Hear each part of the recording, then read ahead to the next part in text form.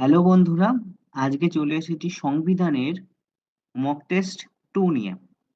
এটা হচ্ছে second mock test. প্রথম মক টেস্টে আমি 5টি কোয়েশ্চেন এনেছিলাম কনস্টিটিউশন অ্যামেন্ডমেন্টের উপরে।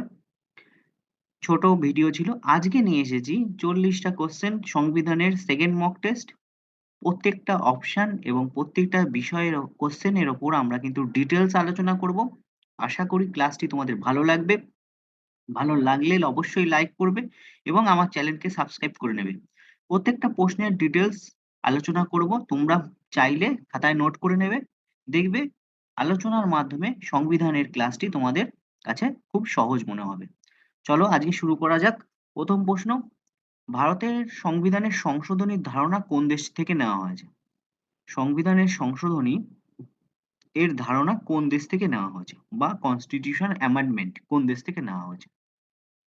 এটির সঠিক উত্তর হবে দক্ষিণ Africa.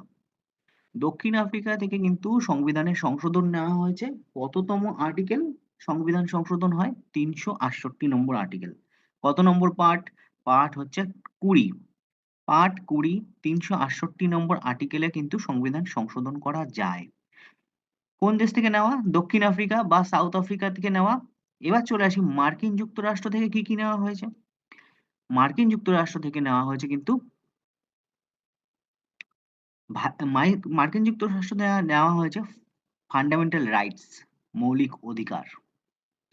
Post of vice president, vice president বা উপরাষ্ট্রপতি তার পোস্ট। আরেকটা জিনিস নেওয়া হয়েছে সেটা হচ্ছে ইন্ডিপেন্ডেন্স অফ জুডিশিয়ারি, বিচার যে ব্যবস্থা আছে সেই ব্যবস্থা যেন ইন্ডিপেন্ডেন্ট থাকে, স্বাধীন থাকে। মার্কিন যুক্তরাষ্ট্র থেকে নেওয়া হয়েছে। বললাম যে ফান্ডামেন্টাল রাইটস এর কথা, তা তোমরা বলতে পারবে ফান্ডামেন্টাল রাইটস কত নম্বর পার্টে আছে? ফান্ডামেন্টাল রাইট কিন্তু পার্ট 3 তে আছে, 12 থেকে 35 নম্বর আর্টিকেলে। এই ফান্ডামেন্টাল রাইটস কেই বলা হয় Magna Carta of Indian constitution. বলতে পারবে তোমরা কটা ফান্ডামেন্টাল রাইটস আছে? ফান্ডামেন্টাল রাইটস কিন্তু বর্তমানে 6টা ফান্ডামেন্টাল রাইটস আছে। এবার চলে আসি এই কানাডা। কানাডা থেকে কি নেওয়া হয়েছে? কানাডা থেকে নেওয়া হয়েছে ফেডারেল স্ট্রাকচার বা appointment of governor of state. বিভিন্ন রাজ্যে যে গভর্নর আমরা অ্যাপয়েন্ট করে থাকি সেই অ্যাপয়েন্টমেন্টের কথা বা ফেডারেল স্ট্রাকচার এটা কিন্তু কানাডা থেকে নেওয়া হয়েছে। তাহলে বাকি পড়ে থাকলো আয়ারল্যান্ড। এই আয়ারল্যান্ড থেকে কি নেওয়া হয়েছে? ভারতের সংবিধানে আয়ারল্যান্ড থেকে নেওয়া হয়েছে কিন্তু ডিপিএসপি। খুব গুরুত্বপূর্ণ এই প্রশ্ন থেকে আসে যে ডিপিএসপি কোথা থেকে নেওয়া হয়েছে। তোমরা বলবে আয়ারল্যান্ড থেকে ডিপিএসপি নেওয়া হয়েছে বা directive principle of state policy ৩৬ থেকে ৫১ নম্বর আর্টিকেলে তোমরা ডিপিএসপি কে পেয়ে যাবে। চলে আসি পরের প্রশ্ন। দেখো পরের প্রশ্ন দেখো, ভারতের জাতীয় পতাকা কবে ভারতের জনগণের কে উৎসর্গ করা হয়? কোশ্চেনটা বলেছে উৎসর্গ করা হয়। দেখো জাতীয় পতাকা কিন্তু একটা আছে হচ্ছে জাতীয় পতাকা অ্যাডপ্ট করা হয় বা ইন্ডিয়ান ন্যাশনাল ফ্ল্যাগ অ্যাডপ্ট করা হয় কিন্তু 22শে জুলাই 1947 সালে। জাতীয় পতাকার লেন্থ কিন্তু লেন্থ ইস টু ব্রেড হচ্ছে 3:2, মানে 3:2 অনুপাতে কিন্তু লেন্থ আর ব্রেডথ দৈর্ঘ্য প্রস্থ থাকে জাতীয় পতাকার। জাতীয় পতাকা উৎসর্গ করা হয়। এখানে উৎসর্গ করা কথা বলা হয়েছে। উৎসর্গ করা হয় কিন্তু 14ই আগস্ট 1947 সালে। যখন দেশ ভাগ হয়ে যায়, তখন কিন্তু ভারতের জনগণের উদ্দেশ্যে উৎসর্গ করা হয়। কিন্তু বেশিরভাগ ক্ষেত্রে প্রশ্ন যেটা আসে যে ইন্ডিয়ান ন্যাশনাল ফ্ল্যাগ অ্যাডপ্টেড মানে জাতীয় পতাকা গ্রহণ করা হয় 22শে জুলাই 1947 সাল। এখানে কিন্তু সেই অপশনটা নেই। তাই জন্যে উৎসর্গ করা হয় এটা বলছি। কিন্তু 22শে জুলাই 1947 এ কিন্তু ভারতের জাতীয় পতাকা অ্যাডপ্ট করা হয়, গ্রহণ করা হয়। চলে আসছি প্রশ্ন ৩ নম্বর। দেখো, ভারতের সংবিধানে কল্যাণকামী রাষ্ট্রের ধারণাটা পাওয়া যায়। কল্যাণকামী রাষ্ট্র এই যে ধারণাটা, এই ধারণাটাই কিন্তু ডিপিএসপি তে পাবে। মানে নির্দেশক নীতি বা directive principle of state policy. কত থেকে কত? ৩৬ থেকে ৫১ নম্বর আর্টিকেলে তোমরা ডিপিএসপি কে পাবে। কোন পার্টে পাবে? পার্ট 4। পার্ট 4 ডিপিএসপি এইখানটাকে বা নির্দেশক নীতিসমূহকে এর মধ্যে কিন্তু এই কল্যাণকামী রাষ্ট্রের কথা বলা হয়েছে। এই বলো তো, একটু আগেই বললাম, নির্দেশক নীতি বা ডিপিএসপি কোন দেশ থেকে নেওয়া হয়েছে? এই যে আয়ারল্যান্ডের সংবিধান থেকে কিন্তু ডিপিএসপি কে নেওয়া হয়েছে। চলো পরের প্রশ্ন দেখব।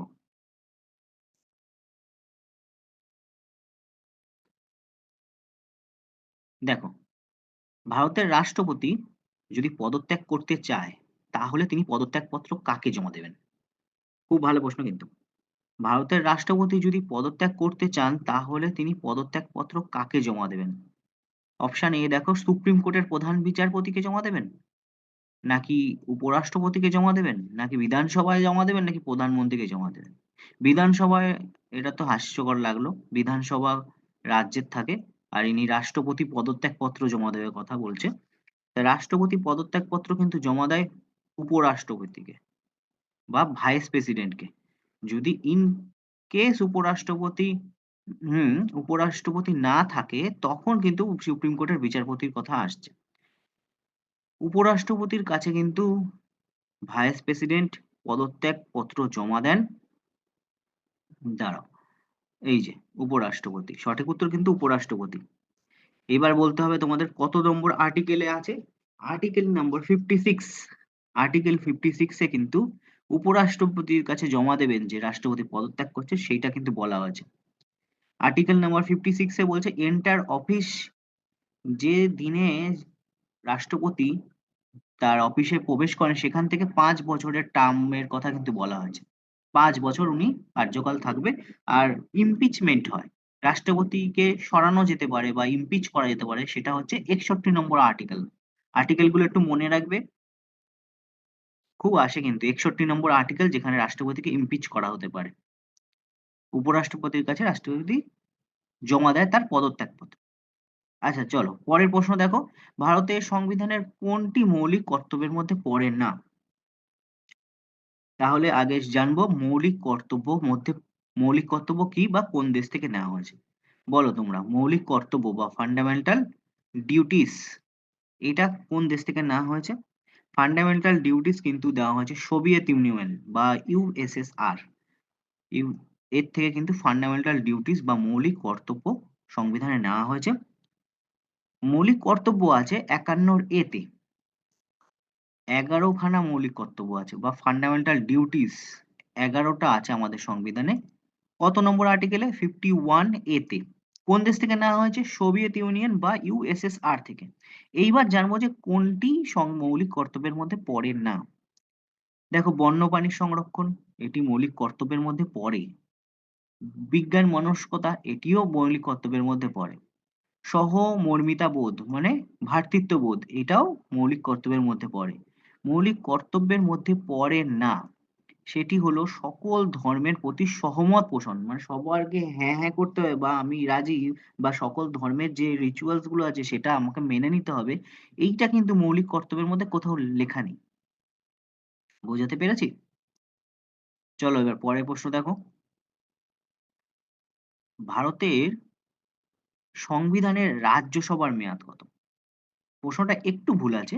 সংবিধানের রাজ্যসভার সদস্যদের মেয়াদ কত হলে তাহলে তোমরা এই সঠিক উত্তরটা দিতে পারতে। যাই হোক, যেভাবে আছে সেভাবেই বলবো। ভারতের সংবিধানের রাজ্যসভার মেয়াদ কত? আগে বলো তো লোকসভার মেয়াদ কত? লোকসভা কিন্তু 5 বছরের জন্য হয়, কিন্তু সংবিধানের রাজ্যসভা হচ্ছে পার্মানেন্ট কক্ষ বা স্থায়ী কক্ষ, যাকে ডিসলভ করা যায় না, যার পার্মানেন্ট কক্ষ রাজ্যসভার। কিন্তু রাজ্যসভার যে সদস্য সংখ্যা আছে, রাজ্যসভার সদস্য সংখ্যার যে মেয়াদ, সেটা কিন্তু 6 বছর। ভুলেও 5 বছর করবে না, এটা লোকসভার মেয়াদের বছর। রাজ্যসভার সদস্যদের মেয়াদের বছর হচ্ছে 5 বছর। প্রত্যেক 2 বছর অন্তর অন্তর 1/3 করে যে সদস্য আছে তারা অবসর নেয়। মানে যাদের বয়স হয়ে যায়, প্রত্যেক 2 বছর অন্তর অন্তর 1/3 করে সদস্য সংখ্যা অবসর নেয়। রাজ্যসভার মোট সদস্য সংখ্যা কত বলতে পারেন? 250। যে মোট সিট থাকে রাজ্যসভায় 250। ঠিক আছে? তার মধ্যে রাজ্য এবং কেন্দ্রশাসিত অঞ্চল থেকে 238 জন আসে, আর রাষ্ট্রপতি 12 জনকে মনোনীত করে। 250টা আসন সংখ্যা আছে রাজ্যসভায়। আর রাজ্যসভা কিন্তু কোনোদিনও ডিসলভ হয় না, বা এর কিন্তু মেয়াদ নেই। এটা স্থায়ী কক্ষ। এ কোনোদিনও ডিসলভ হবে না। কিন্তু তাদের যে সদস্য সংখ্যা আছে, তারা প্রত্যেক ৬ বছর অন্তর, অন্তর 1/3 করে, প্রত্যেক ৬ বছর পর 1/3 করে কিন্তু হয়ে যায়। তাদের মেয়াদ ৬ বছর পর্যন্ত থাকার মেয়াদ। বোঝাতে পেরেছি? চলো পরের প্রশ্নটা দেখব। ভারতের নাগরিকদের মৌলিক অধিকারের সংখ্যা কটি? এই দেখো মৌলিক অধিকার। মৌলিক অধিকার বলো কোথা থেকে নেওয়া হয়েছে মৌলিক অধিকার? এই যে মৌলিক অধিকার, একটু আগেই বললাম মৌলিক অধিকার বা ফান্ডামেন্টাল রাইটস, এটা কিন্তু নেওয়া হয়েছে মার্কিন যুক্তরাষ্ট্রের সংবিধান থেকে। বলো তো কত নম্বর পার্টে বললাম? পার্ট 3 তে আছে। আর্টিকেল নাম্বার 12 থেকে 35 এই মৌলিক অধিকার। এখন বলছে মৌলিক অধিকারের সংখ্যা কটা? আমি প্রথমেই আলোচনা করেছি আমাদের সংবিধানে 6টা মৌলিক অধিকার আছে। বর্তমানে 6টি মৌলিক অধিকার আছে। আগে 7খানা ছিল। সম্পত্তির যে অধিকার সেটাকে বাদ দিয়ে দেওয়া হয়েছে। তাই এখন 6টা মৌলিক অধিকার আছে। সঠিক উত্তর 6টি মৌলিক অধিকার। 1978 সালে 44তম সংবিধান সংশোধনের মাধ্যমে যে সম্পত্তির অধিকার বাতিল হয়ে যায়। তাই জন্য এটা 6খানা এখন আছে। 300 ধারাতে এখন ওই সম্পত্তির অধিকারটা কিন্তু বিধিবদ্ধ ধারা হয়ে গেছে। ঠিক আছে? পরের প্রশ্ন দেখো। সংবিধানের প্রস্তাবনায় 42তম সংশোধন কোন শব্দগুলো যুক্ত হয়েছে? 42তম সংশোধন হয়েছিল হচ্ছে 1976 এ। 42তম সংবিধান সংশোধন বা 42 অ্যামেন্ডমেন্ট। এটা হচ্ছে 1976 এ। এটাকে মিনি কনস্টিটিউশন বলা হয়। মিনি অ্যামেন্ডমেন্ট মানে মিনি কনস্টিটিউশন বলা হয়। এতগুলো পরিমাণে অ্যামেন্ডমেন্ট হয়েছে এই 42তম সংশোধনে, তাই মিনি কনস্টিটিউশনও বলা হয়ে যায়। সালটা কিন্তু 1976, মনে রাখবে। এখানে দুটো শব্দ খুব মানে সংশোধনীতে অ্যাড হয়েছে, প্রস্তাবনায় বা প্রিএমবেল এ অ্যাড হয়েছে। সেই দুটো শব্দ হচ্ছে সমাজতান্ত্রিক এবং ধর্মনিরপেক্ষ। সোশ্যালিস্ট এবং সেকুলার। অপশন এ হবে। সোশ্যালিস্ট এবং সেকুলার, এখানে শব্দ দুটো বাংলায় ট্রান্সলেট করা বলে এরম লাগছে, কিন্তু শব্দ দুটো হচ্ছে সমাজতান্ত্রিক এবং ধর্মনিরপেক্ষ। সোশ্যালিস্ট এবং সেকুলার এই দুটো টার্ম কিন্তু আমাদের প্রিএমবেল বা প্রস্তাবনায় 42 সংশোধন 1976 এ কিন্তু অ্যাড করা হয়েছে।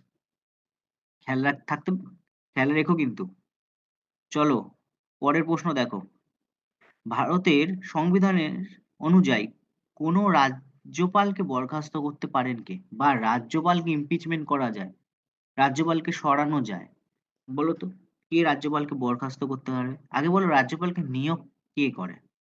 রাজ্যপালকে নিয়োগ করে বা গভর্নরকে নিয়োগ করে কিন্তু প্রেসিডেন্ট, মানে রাষ্ট্রপতি। রাষ্ট্রপতি গভর্নরকে অ্যাপয়েন্ট করেন তার ইচ্ছা অনুযায়ী, মানে তার সন্তুষ্টি কালের ওপর কিন্তু রাজ্যপালের মেয়াদ নির্ণয় করে। এরকম কোনো টার্ম নেই যে 5 বছর 6 বছর। এখানে রাষ্ট্রপতির যে সন্তুষ্টকাল তার উপরে কিন্তু রাজ্যপালের টার্মটা থাকে। এখন তাকে বরখাস্ত করাতে পারে বা তাকে সরাতে পারে একমাত্র রাজ্যপালকে সরিয়ে দিতে পারে রাষ্ট্রপতি, যেহেতু উনিই অ্যাপয়েন্টমেন্ট করে থাকেন। রাষ্ট্রপতি বরখাস্ত করতে পারেন। এই যে অপশন এ হবে। ঠিক আছে? কত নম্বর আর্টিকেল? 160 নম্বর আর্টিকেল এখানে। 160 আর্টিকেল 160 তে কিন্তু রাজ্যপালকে সরিয়ে দেওয়া যেতে পারে। কে সরাবে? রাষ্ট্রপতি সরিয়ে দিবে। পরের প্রশ্ন দেখো।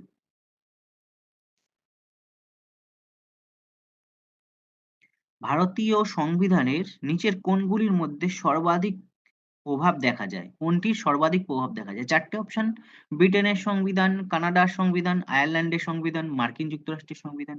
দেখো ভারতের যে সংবিধান সেটা তো একটা মিশ্র সংবিধান, মানে সকল দেশ থেকে ভালো ভালো জিনিসগুলো নিয়ে কিন্তু এই সংবিধানটা বানানো হয়েছে। তার মধ্যে সবথেকে বেশি প্রভাব, মানে বেশি মাত্রায় দেখা যায় ব্রিটেনের সংবিধান, না কানাডার, না মার্কিন যুক্তরাষ্ট্র, না আয়ারল্যান্ড? আয়ারল্যান্ড থেকে ডিপিএসপি, কানাডা থেকে ফেডারেল স্ট্রাকচার, মার্কিন যুক্তরাষ্ট্র থেকে fundamental rights, post of vice president, এত কিছু। কিন্তু তার সত্ত্বেও ব্রিটেনের যে সংবিধান তার যে প্রাধান্য সেটা কিন্তু বেশি দেখা যায়। কারণ ভারতের সংবিধানের যে বেস সেটাই ছিল হচ্ছে গভর্নমেন্ট অফ ইন্ডিয়া অ্যাক্ট 1935। 1935 সালে যে ভারত শাসন আইন, সেই আইনের ভিত্তিতেই কিন্তু ভারতের সংবিধান রচিত। তাই সবথেকে বেশি প্রভাব কিন্তু ব্রিটেনের সংবিধান থেকেই পাবে। পরের প্রশ্ন দেখো, রাজ্যসভার সদস্য হতে গেলে কমপক্ষে কত বয়স হতে হবে প্রার্থীর বয়স? রাজ্যসভার সদস্য। অপশন এ দেখো 15 বছর, 25, 35, 30। 15 বছর যা মানে মাধ্যমিক পরীক্ষা দিয়ে উঠে পারে না, সেটা 15 বছর তো হবেই না, তোমরা ধরে নাও। এরপরে দেখো 25, 35, 30। রাজ্যসভার সদস্য হতে গেলে তোমাদের 30 বছর বয়স হতে হবে। এই যে মিনিমাম এজ হতে হবে রাজ্যসভায় 30 বছর।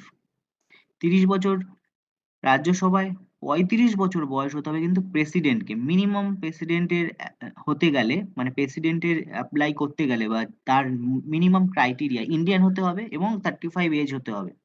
ঠিক আছে? 25 বছরে কিন্তু তুমি গ্রাম পঞ্চায়েতের সদস্য, লোকসভার সদস্য, প্রধানমন্ত্রী ইত্যাদির যে মিনিমাম এজ থাকে সেটা কিন্তু 25। ঠিক আছে? মনে রেখো। পরের প্রশ্ন দেখো, হাইকোর্ট লেখ জারি করতে পারে বা রিটস জারি করার ক্ষমতা সংবিধানের কত নম্বর ধারায় আছে? এটিও খুব গুরুত্বপূর্ণ প্রশ্ন। এই যে রিটস কিন্তু জারি করার ক্ষমতা হাইকোর্ট এবং সুপ্রিম কোর্ট দুজনেরই আছে। সুপ্রিম কোর্ট আর্টিকেল নাম্বার 32 অনুযায়ী রিট জারি করে, আর হাইকোর্ট 226 নম্বর আর্টিকেল অনুযায়ী কিন্তু রিট জারি করে। এই রিট গুলো কি? পাঁচ রকমের রিট আছে: হিবিয়াস কর্পাস, ম্যান্ডামাস, সার্চিওনারি, প্রহিবিশন এবং কুসো ওয়ারেন্টো। এই 5 রকম রিটস এর মাধ্যমে সুপ্রিম কোর্ট বা হাইকোর্ট তাদের আদেশ জারি করতে পারে। হাইকোর্টের ক্ষেত্রে সেটা 226 নম্বর আর্টিকেল, সুপ্রিম কোর্টের ক্ষেত্রে কিন্তু সেটা 32 নম্বর আর্টিকেল। মনে রাখবে। চলো পরের প্রশ্ন দেখো। 13 নম্বর প্রশ্ন দেখো, সংবিধানের প্রদত্ত স্বাধীনতার অধিকার কত নম্বর ধারায় আছে? স্বাধীনতার অধিকার। দেখো, স্বাধীনতার অধিকার কিন্তু ফান্ডামেন্টাল রাইটস এর মধ্যে পড়ছে। এটা 12 থেকে 35। 12 থেকে 35 এর মধ্যে যে ফান্ডামেন্টাল রাইটস, তার মধ্যেই কিন্তু এই স্বাধীনতার অধিকার পড়ছে। এবার স্বাধীনতার অধিকার 12 থেকে 35 এর মধ্যে কোন ধারাটায় পড়ছে? বুঝেছো? ফান্ডামেন্টাল রাইটস এর মধ্যে স্বাধীনতার অধিকার। স্বাধীনতার অধিকার পড়ছে এখানে অপশন অনুযায়ী ফ্রিডম অফ রিলিজিয়ান। আচ্ছা, আমি প্রত্যেকটা অপশন বলবো। 25 থেকে 28 এটাকে বলা হয় ফ্রিডম অফ রিলিজিয়ান বা ধর্মীয় স্বাধীনতার অধিকার। 14 থেকে 18 হচ্ছে সমতার অধিকার বা right to equality. Right two freedom বা স্বাধীনতার অধিকার 19 থেকে 22। ঠিক আছে? আর রাইট এগেইনস্ট এক্সপ্লোইটেশন মানে শোষণের বিরুদ্ধে অধিকার, এটা হচ্ছে 23 এবং 24। রাইট টু কালচারাল এডুকেশন মানে শিক্ষার অধিকার, সেটা হচ্ছে 29, 30। এখানে স্বাধীনতার অধিকার বা রাইট টু ফ্রিডম এটা 19 থেকে 22 হবে, এখানে অপশনে নেই কিন্তু। সেই কারণে আমি প্রত্যেকটা অপশন বলে দিলাম যে 19 থেকে 22 স্বাধীনতার অধিকার, সমতার অধিকার বা ইকুয়ালিটি হচ্ছে 14 থেকে 18। আর্টিকেল 23-24 হচ্ছে রাইট এগেইনস্ট এক্সপ্লোইটেশন মানে শোষণের বিরুদ্ধে অধিকার। 25-28 থেকে হচ্ছে রাইট টু রিলিজিয়ন মানে তুমি যে কোনো ধর্ম নিতে পারো বা ধর্মীয় স্বাধীনতার তোমার অধিকার। আর 29-30 হচ্ছে কালচারাল এডুকেশনের অধিকার। ঠিক আছে? এখানে অপশনটা ভুল আছে। পরের প্রশ্ন দেখো, সম্পত্তির অধিকার কততম সংবিধান সংশোধনের মাধ্যমে বাদ দেওয়া হয়েছে বা প্রত্যাহতি দেওয়া হয়েছে? সম্পত্তির অধিকার, যখন মৌলিক অধিকারের কথা বলছিলাম তখনই বলে দিয়েছি যে সম্পত্তির অধিকার কিন্তু 44তম সংবিধান সংশোধনী 1978, 1978 সালে 44তম সংবিধান সংশোধনের মাধ্যমে কিন্তু সম্পত্তির অধিকারকে বাদ দেওয়া হয়েছে। এটি মৌলিক রাইটস মানে হচ্ছে ফান্ডামেন্টাল রাইটস, মৌলিক অধিকারের মধ্যে ছিল। তখন ছিল মৌলিক অধিকার 7টি, যেই বাদ দেওয়া হয়ে গেল তখন হয়ে গেল মৌলিক অধিকার 6টি। বর্তমানে 6টি মৌলিক অধিকার আছে। তাহলে এই সম্পত্তির অধিকার আইনটা কি বাতিল হয়ে গেল? না, এটা 300 এ ধারায় কিন্তু যুক্ত হয়ে রয়েছে। এটা একটা বিধিবদ্ধ আইন বা বিধিবদ্ধ আইন হিসাবে রয়েছে। পরের প্রশ্ন দেখো, ভারতীয় পার্লামেন্টের উভয় কক্ষে যৌথ অধিবেশনের সভাপতিত্ব কে করেন? খুবই গুরুত্বপূর্ণ এই প্রশ্ন, বারবার তোমরা বিভিন্ন পরীক্ষায় পাবে। জয়েন্ট সেশনে সভাপতিত্ব কে করেন? আগে বলি যে জয়েন্ট সেশন সেটি আহ্বান করতে কে পারেন? জয়েন্ট সেশন আহ্বান করে কিন্তু রাষ্ট্রপতি, মানে রাষ্ট্রপতি জয়েন্ট সেশন ডাকতে পারে, ঠিক আছে? কিন্তু জয়েন্ট সেশনের সভাপতি মানে সভাপতিত্ব করেন কিন্তু লোকসভার স্পিকার। লোকসভার স্পিকার কিন্তু জয়েন্ট সেশন বা যৌথ অধিবেশনের সভাপতিত্ব করেন।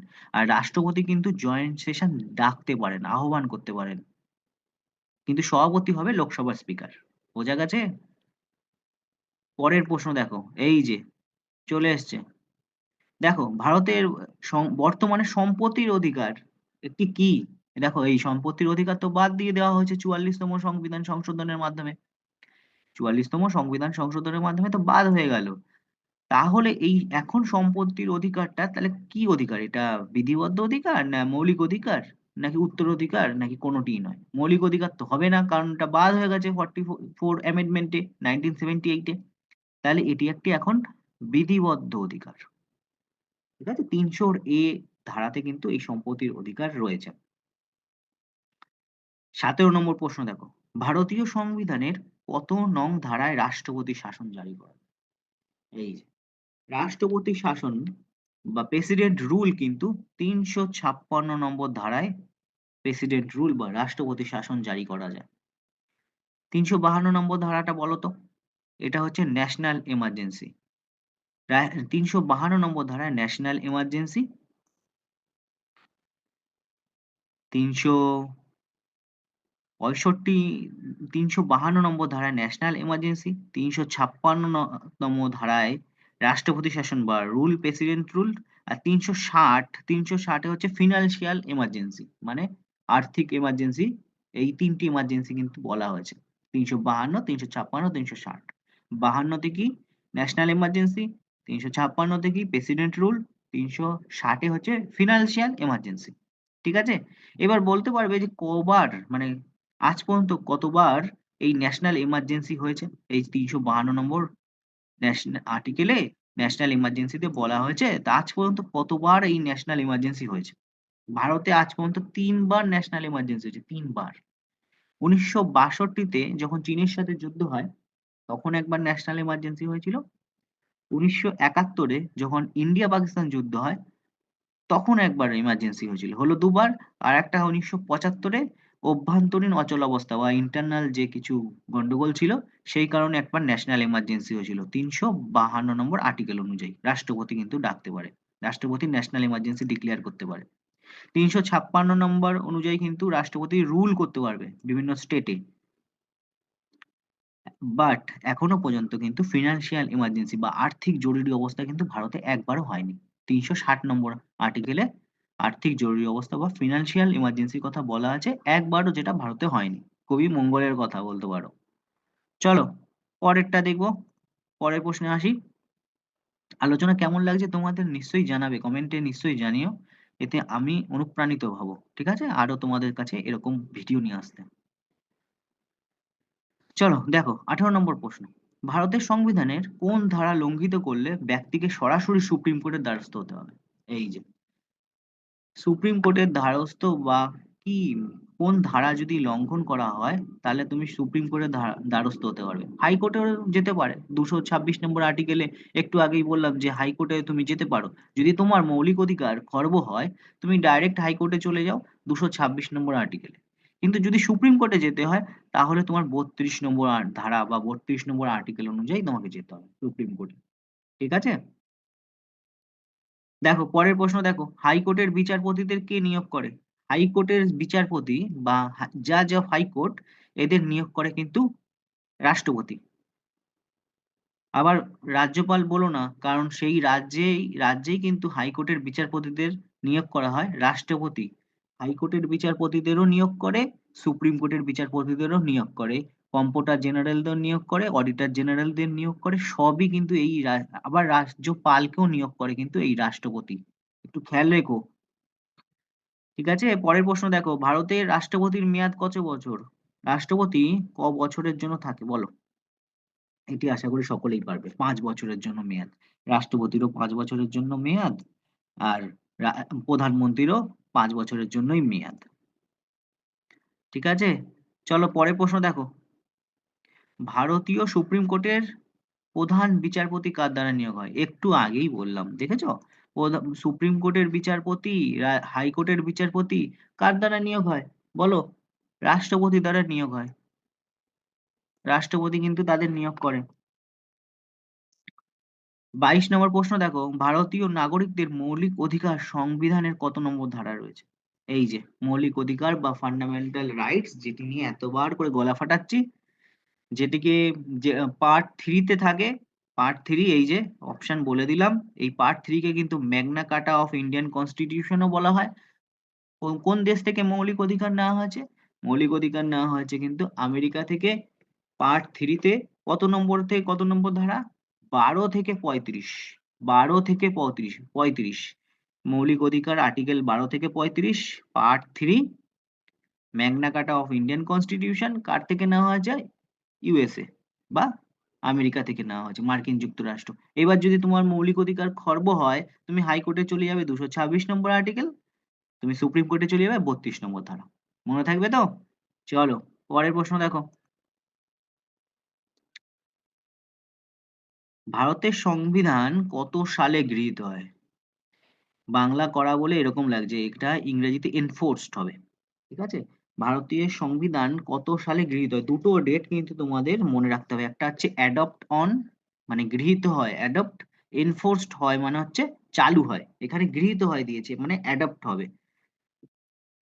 তাহলে বলো, ভারতের সংবিধান কত সালে অ্যাডপ্ট হয় বা কোন দিনে অ্যাডপ্ট হয়? এখানে দেখো, ১৯৪২ সালে ১৫ই আগস্ট হবে না, ৪৭ সালের ১৪ই আগস্ট, নাকি ৪৫ সালে 1 জানুয়ারি, নাকি ১৯৫০ সালের ২৬শে জানুয়ারি?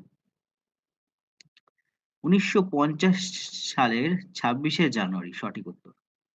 এটি কিন্তু, এই দিন কিন্তু ভারতের সংবিধান এনফোর্স হয় বা চালু হয়, কেম ইনটু এফেক্ট বলতে পারো। এখানে গৃহীত কথাটা বলছে, এটা যার ইংরেজি মানে হচ্ছে অ্যাডপ্ট। অপশন অনুযায়ী অ্যাডপ্টের ডেটই নেই।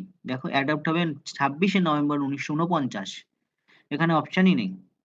২৬শে নভেম্বর ১৯৪৯, তোমরা কিন্তু মনে রাখো, ২৬শে নভেম্বর ১৯৪৯ সংবিধান কিন্তু গৃহীত হয়, মানে অ্যাডপ্ট হয়। ২৬শে নভেম্বর ১৯৪৯ চালু হয় বা এনফোর্সড হয়, কেম ইনটু এফেক্ট হয় ২৬শে জানুয়ারি ১৯৫০। একটা ২৬শে নভেম্বর, একটা ২৬শে জানুয়ারি। ২৬শে নভেম্বর ১৯৪৯ গৃহীত হয়, চালু হয় ২৬শে জানুয়ারি ১৯৫০। মনে থাকবে তো? চলো পরের প্রশ্ন দেখো। সংসদে মহিলাদের জন্য ১/৩ আসন সংরক্ষণ করা হয় কততম সংবিধান সংশোধনের মাধ্যমে? এখানে অপশন গুলো ভুল আছে। ওটা হবে ১০৬। ১০৬তম সংবিধান সংশোধনের মাধ্যমে মহিলাদের কিন্তু ১/৩ মানে হচ্ছে ৩৩%, 1/3 সংরক্ষণ করা হয়েছে। ঠিক আছে? এই বিলটা তোমরা সার্চ করে দেখবে, ওম্যান রিজার্ভেশন বিল ২০২৩-এ ১০৬তম, এইটা ১০৭ আছে নিয়ারেস্ট, কিন্তু ১০৬তম সংবিধান সংশোধন, 106 কনস্টিটিউশন অ্যামেন্ডমেন্ট। তাহলে ওমেন রিজার্ভেশন বিল ২০২৩ সার্চ করবে, 1/3 বা ৩৩% কিন্তু বলা হয়েছে মহিলাদের রিজার্ভেশনের কথা পার্লামেন্টে। পরের প্রশ্ন দেখো, ভারতের প্রতিটি রাজ্যে পাবলিক সার্ভিস কমিশন থাকবে, মানে সরকারি চাকরির যে ধারা, সরকারি চাকরিদের যে অ্যাপয়েন্টমেন্ট করা যাবে, সেটি কত নম্বর ধারা বা পাবলিক সার্ভিস কমিশন থাকবে? এটি হচ্ছে ৩১৫ নম্বর আর্টিকেলে। কোথায়? অপশনে কোথায়? নেই। দেখেছো? এখানে কিন্তু ভুল আছে। ৩১৫ নম্বর আর্টিকেল, ৩১৫ নম্বর আর্টিকেলে কিন্তু পাবলিক সার্ভিস কমিশনের কথা বলা হয়েছে। তোমরা সার্চ করে দেখে নেবে। পাবলিক সার্ভিস কমিশন বা অ্যাপয়েন্টমেন্ট অফ গভর্নমেন্ট জব বা গভর্নমেন্ট সার্ভিসে তোমরা অ্যাপয়েন্ট হতে পারবে, নিয়োগের যে কথাটা, সেটা পাবলিক সার্ভিস কমিশন ৩১৫ নম্বর আর্টিকেলে কিন্তু বলা আছে। এখানে অপশন নেই, তাই মার্ক করলাম না। পরেরটায় দেখো, রাষ্ট্রপতি কার্যকালের মেয়াদ কত বছর? রাষ্ট্রপতি এই একই কোশ্চেন রিপিট হয়ে গেছে। রাষ্ট্রপতি এবং প্রধানমন্ত্রী ৫ বছর জন্য থাকে, সেটা জানো তোমরা সকলেই। চলো পরেরটা দেখো। কি বলছে? সাময়িকভাবে মৌলিক অধিকার বাতিল করা বা স্থগিত করতে পারেন কে? মৌলিক অধিকার মানে ফান্ডামেন্টাল রাইটস। ফান্ডামেন্টাল রাইটস যদি তোমার বাতিল বা তোমার খর্ব হলে তুমি তো হাইকোর্টে চলে যেতে পারবে ২২৬ নম্বর ধারায়, সুপ্রিম কোর্টে চলে যেতে পারে ৩২ নম্বর ধারায়। কিন্তু স্থগিত বা কিছু সময়ের জন্য বাতিল করতে পারার অধিকার এটা কার কাছে আছে? রাষ্ট্রপতি, নাকি প্রধানমন্ত্রী, নাকি স্পিকার, না কেউ? এদের কেউ নয়। সঠিক উত্তর হবে কিন্তু রাষ্ট্রপতি। রাষ্ট্রপতির কাছে পাওয়ার আছে এই মৌলিক অধিকার তোমার বাতিল করে দেওয়ার। মানে কখন বাতিল করতে পারবে? During emergency. কত নম্বর আর্টিকেলে এমার্জেন্সি আছে? ৩৫২, ৩৫৬ এবং ৩৬০। ৩৫২ তে কি আছে? ৩৫২ তে ন্যাশনাল এমার্জেন্সি আছে। তখনই মৌলিক অধিকার তোমার বাতিল করবে বা স্থগিত করতে পারবে। যেই এমার্জেন্সি উঠে যাবে আর তুমি তোমার মৌলিক অধিকার আবার ভোগ করতে পারবে। এই যে পাওয়ারটা এটা রাষ্ট্রপতির কাছে রয়েছে। ঠিক আছে? প্রেসিডেন্ট রুল ৩৫৬ নম্বর ধারা, সেখানেও কিন্তু তিনি মৌলিক অধিকার বাতিল করে দিতে পারেন বা স্থগিত করতে পারেন। চলো পরের প্রশ্ন দেখো। অস্পৃশ্যতা বিরোধী বা আনটাচেবিলিটি দূরীকরণ করা হয়েছে সংবিধানে কত নম্বর ধারা? এই আনটাচেবিলিটি এটি কিন্তু আর্টিকেল নাম্বার 17। মনে রেখো, এটা আসে কিন্তু বারবার। আর্টিকেল নাম্বার 17 বা আনটাচেবিলিটি কিন্তু বাদ দেওয়া হয়েছে। এই যে ছোঁয়াছুত বা একে ছোবো না ওকে ছোবো না, সেই সময় যখন ভারতের কনস্টিটিউশন তৈরি হচ্ছে তখন আপার ক্লাস ছিল, ব্রাহ্মণ ছিল, শূদ্র ছিল, একে অস্পৃশ্যতা, ছোঁয়া যাবে না, এরকম একটা সমাজে বৈষম্য ব্যাপার ছিল। সেইটাকে যাতে না হয়, সেইটাকে দূরীকরণ করা যায়, সেটাকে যাতে বাদ দেওয়া যায়, সেই জন্য আর্টিকেল 17 আনটাচেবিলিটির কথা কিন্তু বলা হয়েছে। তাহলে আর্টিকেল 18 তো 18 হচ্ছে, এই আর্টিকেল 18 তে যদি তোমার রাজা বা রাজাধিরাজ, পরম ভট্টরায়ক, এই সকল যেসব উপাধির কথা থাকে, সেই সকল উপাধি ইনভ্যালিড। তুমি তোমার ইচ্ছা মতন কোনো উপাধি রাখতে পারো না। হ্যাঁ, কোন কোন উপাধি তুমি পেতে পারো? যদি তোমাকে সামরিক উপাধি বা একাডেমিক অ্যাওয়ার্ড হিসাবে যে উপাধিগুলো দেওয়া হয়, সেই উপাধিগুলো ভ্যালিড। বাকি রাজা, মহারাজা, এইসব উপাধি তুমি রাখতে পারো না। ঠিক আছে? 18, এটা আর্টিকেল নাম্বার 18 তে। চলো 29 দেখো। 29 নম্বর প্রশ্ন। 40টা প্রশ্ন তাড়াতাড়ি করে ফেলো তো, ঝপাঝপ করে হয়ে গেছে। দেখো, সম্পত্তির অধিকারকে বাদ দেওয়া হয়েছে। এটা আগে করে এসেছি। সম্পত্তির অধিকারকে বাদ দেওয়া হয়েছে কততম সংবিধান সংশোধনী? 44তম সংবিধান সংশোধনী 1978 সালে। ঠিক আছে? সংবিধান সংশোধন করা যায় সংবিধানের ধারা অনুযায়ী। কত নম্বর ধারাতে সংবিধান সংশোধন করা যায়? তোমাদের আগেই বললাম ৩৬৮, আর্টিকেল নাম্বার ৩৬৮ তে সংশোধন করা যায় বা অ্যামেন্ডমেন্ট করা যায়। পার্ট নম্বর মনে রাখবে, পার্ট নম্বর 20। ঠিক আছে? এইবার পরের প্রশ্ন দেখো। বলছে ভারতের কোন রাজ্যে লোকসভার সর্বোচ্চ সিট বা আসন আছে? লোকসভায় সর্বোচ্চ সিট, সবথেকে বড় রাজ্য এদিকে উত্তরপ্রদেশ। লোকসভায় সবথেকে ম্যাক্সিমাম নাম্বার অফ সিট আছে। ৮০টা সিট আছে, ৮০। মনে থাকবে, ৮০ সিট আছে কিন্তু উত্তরপ্রদেশের লোকসভায়।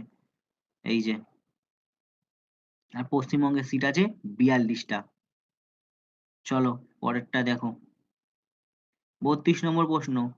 লোকসভায় গুরুত্বপূর্ণ প্রস্তাব উত্থাপনের সময়কে কি বলে? চারটে option: 0 hour, first hour, 1 hour, নাকি রিসেশন আওয়ার। এই যে লোকসভায় যখন গুরুত্বপূর্ণ যে ডিসকাশন গুলো হবে, সেটাকে বলা হয় 0 আওয়ার। সাধারণত দুপুর 12টার পর থেকে এই 0 আওয়ার কিন্তু হয়। কি হয় এখানে? আগাম নোটিশ না দিয়ে কিন্তু গুরুত্বপূর্ণ যে বিষয়গুলো থাকে সেগুলোকে কিন্তু উত্থাপন করা যায়। যদি আগাম নোটিশ ছাড়াই তুমি 0 আওয়ারে কোনো গুরুত্বপূর্ণ বিষয় নিয়ে তুমি আলোচনা করতে পারবে। অবশ্যই এটা দুপুর 12টার পর। এই জন্যে 0 আওয়ার। দেখো, হাইকোর্টের বিচারপতিদের অবসরের বয়স কত? হাইকোর্টের বিচারপতিদের অবসরের বয়স হচ্ছে ৬২ বছর। সুপ্রিম কোর্টের বিচারপতিদের ক্ষেত্রে কিন্তু 65 বছর। মনে রেখো, অনেক, এই প্রশ্নটাও বারবার আসে। ৬২ বছর বয়সে কিন্তু হাইকোর্টের বিচারপতিদের অবসর হয়, আর 65 বছর বয়সে সুপ্রিম কোর্টের বিচারপতিদের অবসর হয়। বলো তো, হাইকোর্টের বিচারপতি এবং সুপ্রিম কোর্টের বিচারপতিদের অ্যাপয়েন্টমেন্ট বা নিয়োগ কে করে? বলো, বলো। একটু আগেই এই নিয়ে আলোচনা করা হয়েছে। প্রেসিডেন্ট, রাষ্ট্রপতি কিন্তু হাইকোর্ট এবং সুপ্রিম কোর্টের বিচারকদের নিয়োগ করে। চলো পরের প্রশ্ন দেখো, আর বেশি নেই, 34 নম্বরে চলে এসেছি।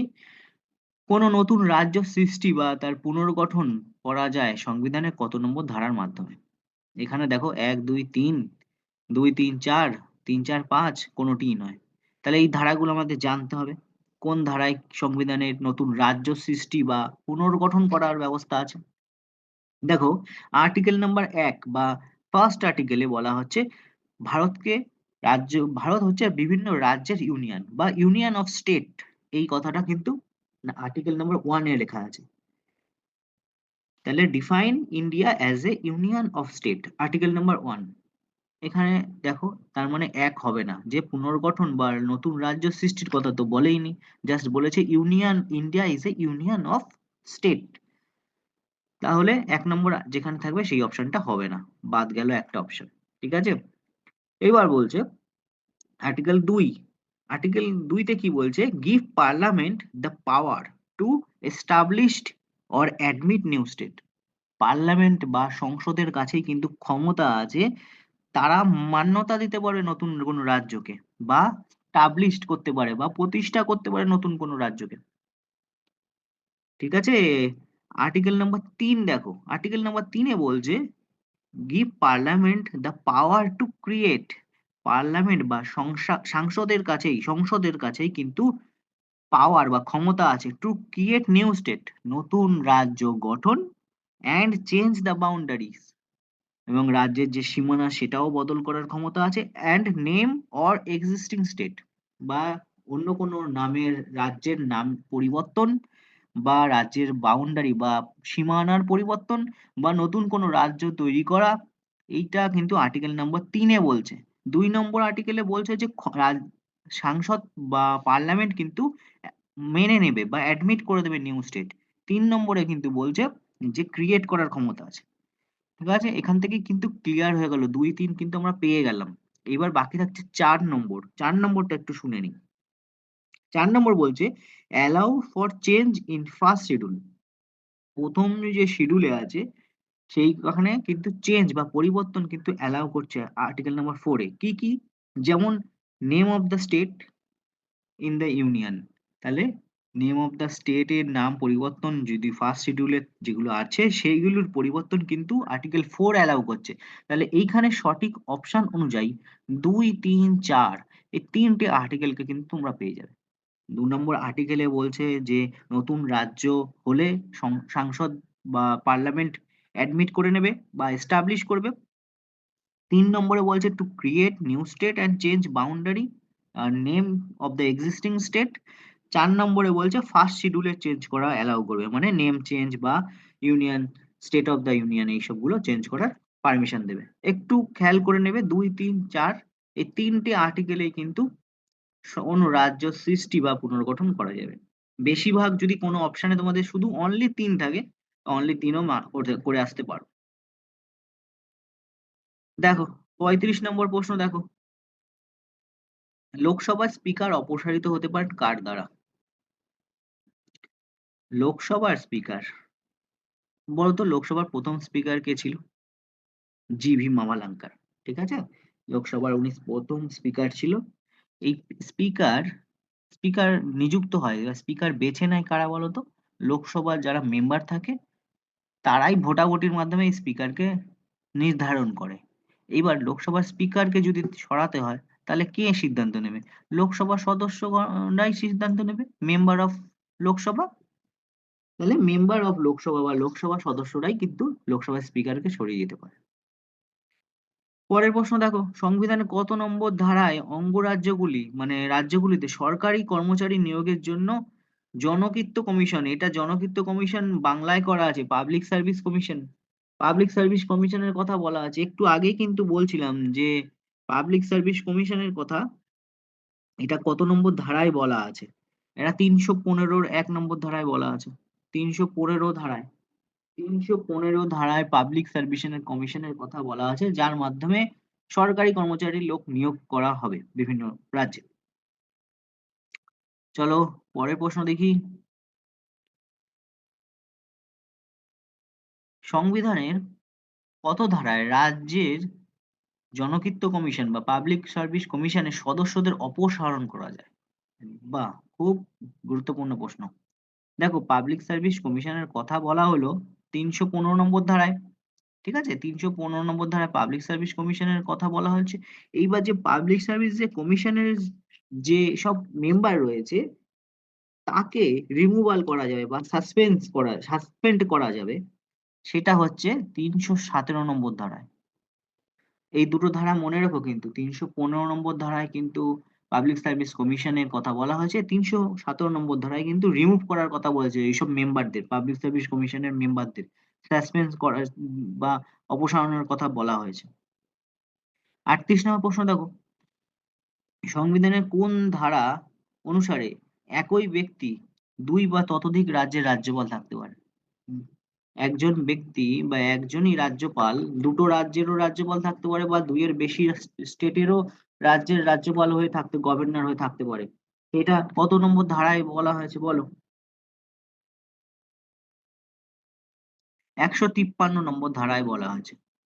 ১৫৩ নম্বর ধারায় বলা হয়েছে যে কোনো ব্যক্তি বা গভর্নর ১ বা ১ এর বেশি স্টেটের গভর্নর হয়ে থাকতে পারে। ঠিক আছে?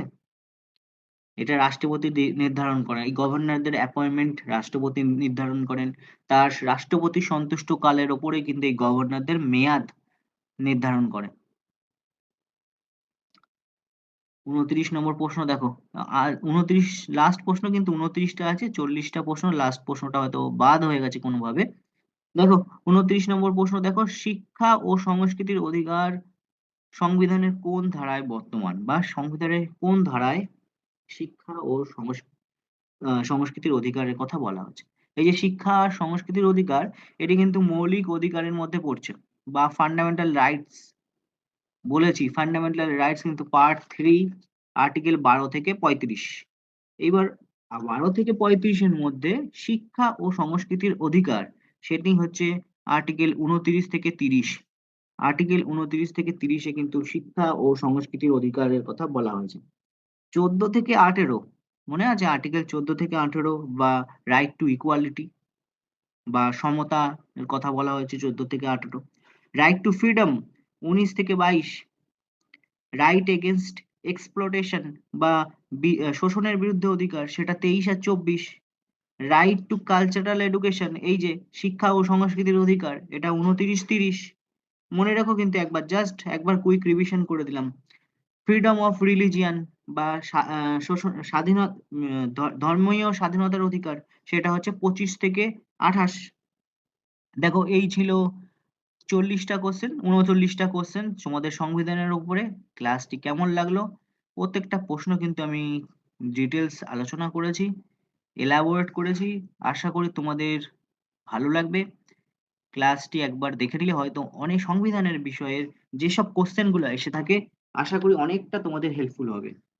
ভিডিওটি কেমন লাগলো জানিও। অবশ্যই সাবস্ক্রাইব করে নিও। দেখা হচ্ছে পরের কোনো ভিডিওতে। আজকের জন্য টাটা।